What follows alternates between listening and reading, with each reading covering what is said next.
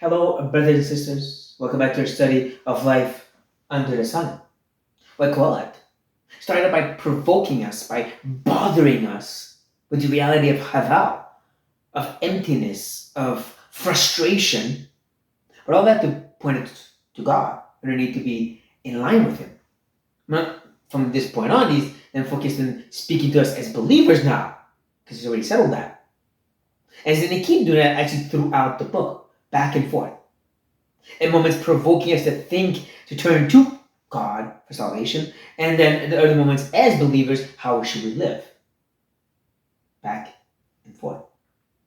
Now it's interesting that when he got to the point of let's live our life for God, he then kind of goes off the rails, if you will, because he tells us not to practice our religion, which would have been shocking for the first audience. What? Don't go to the temple? Don't offer sacrifices? Because ultimately you want to listen and do it God's way. Now, from this point, he's going to pick up some of the old ideas he's already brought up. Ideas like government, oppression, injustice, like working and making money. And he's going to twist them around because now it's about us as believers and how to find palpableness in those things.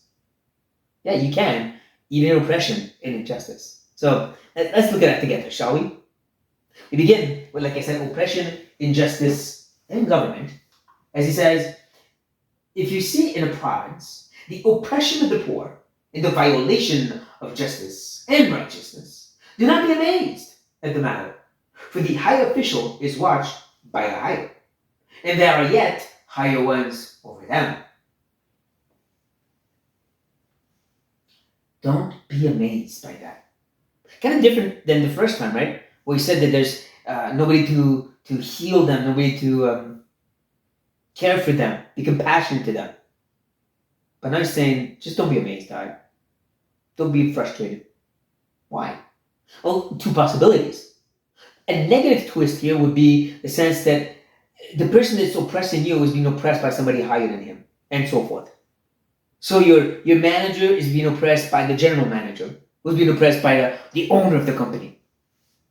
Always somebody trying to hurt somebody. So don't be amazed. Don't be bothered by this. It happens. Everybody's trying to crush everybody. I think this negative twist doesn't make sense with what we've seen so far. The other possibility is that he's talking more in the sense of God himself, the higher power. That's what he means by one higher still. Don't be amazed. Don't be bothered because God's above everybody. And he's watching over all this. That makes sense with what we've already seen.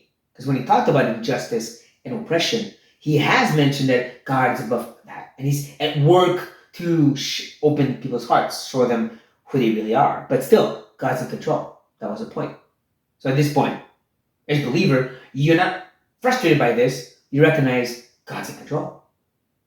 So for this notion of the higher being, he's now going to talk to one of the higher humans and talk about the king. And say, but this is gain for land in every way. A king committed to cultivated fields. Don't miss this gain. Right? This word about palpableness. What we're looking for here on earth in the world of Haval. What will give it palpableness? This world, this bunch of oppression. The king who recognizes that he lives off the land. You might be in your palace, but you still need the people to work the land to get your food. See, a good king, ruler, leader who understands I'm dependent on the people being cared for to care for me. You mistreat your army, they might turn against you, and that has happened throughout history. But we've seen people like Stalin and other dictators mistreating their people to the point that the land suffered. Millions died, famines, and they suffered for it.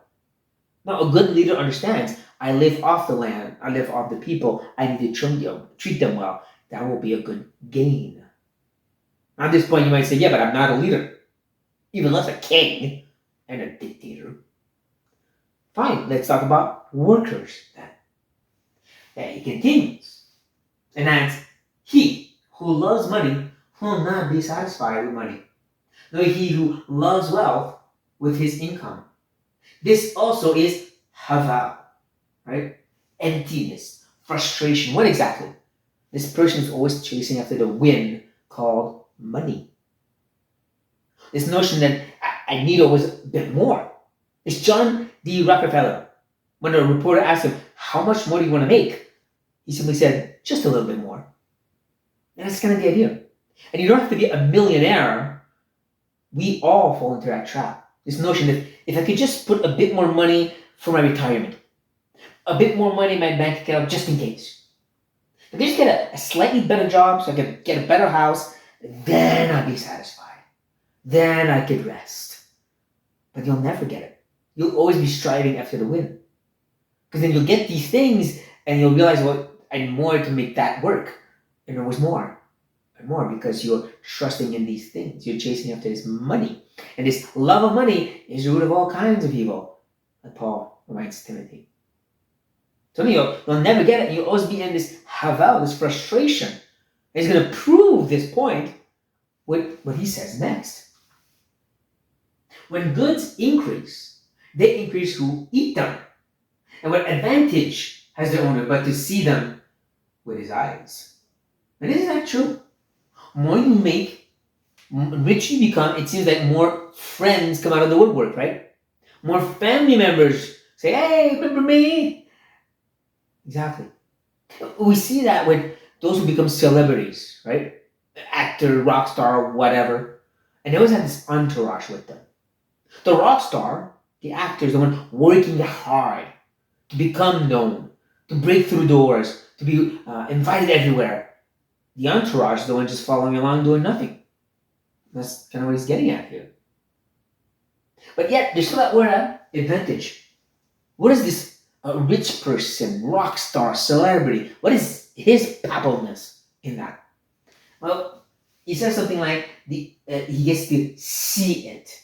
I like the way it's kind of brought into more palpableness in the NIV. Because it's clear the image that it presents. It says, and what benefit are they to the owners except to feast their eyes on them, the people enjoying it? Right? The feasting. They don't get to feast themselves.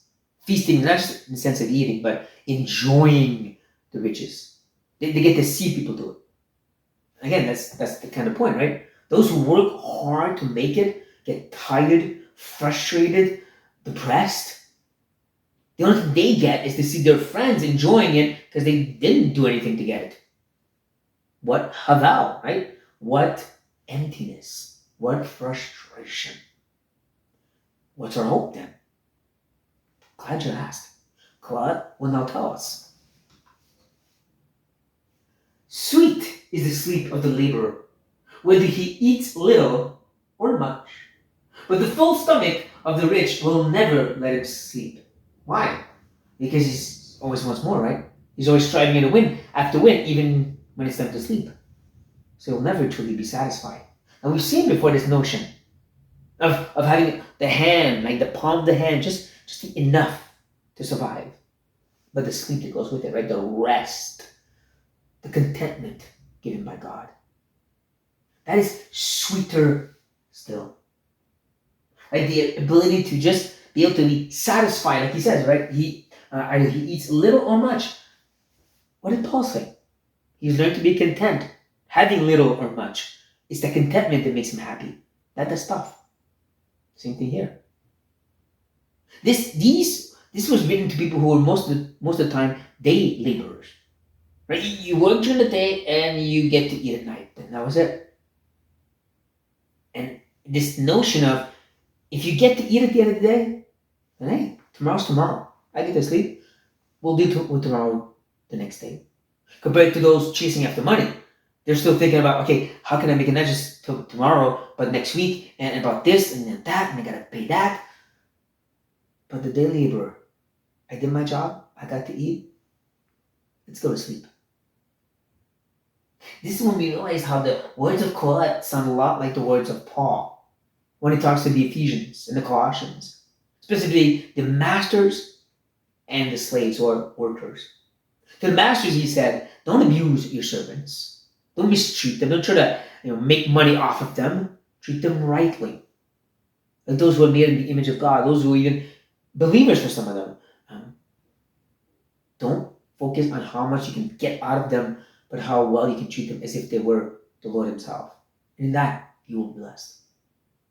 Okay, but I'm not one of them. So the workers then, again, to the slaves, He said, don't try to take advantage of your master, working only when He looks at you. Try to take as much out of Him as you can. And do it as if unto the Lord. And in that, there'll be joy and blessing. Because again, this day laborer will be able to say, I had a roof today, I had food. As a slave, I was okay. So that's why Paul can say, if you can make yourself free, go for it. But if you're not your slave, that's okay too. Just be satisfied with what you've got. Don't try to reach out for more all the time. This is the message that is also for us here today. We live in a country of abundance galore. No matter where you are, you're probably in a place where you have a lot and you can get a lot. And it's sad that we keep chasing after it. Jesus said, put it up in heaven, your treasure. And we say, yeah, but I want to put some here too, just in case. And we keep trying to make it about here, and it gets all rusted. And we get all irritated and frustrated. Again, if I just had that better job, so I could get a better house, and a second car, because my wife needs to work too, because now we have to pay for the house, we need more money coming in. I know our kids need to go to special schools and so forth, and so on. We're just striving to win. Just like He says not to, and Jesus did too. This is the message for us here today, brothers and sisters. A reminder, if you're loving mammon, you are not loving God. May the Lord free us from this. Help us to live in that simplicity and contentment. That's when rest is sweet, dear brothers and sisters. On this note, be blessed.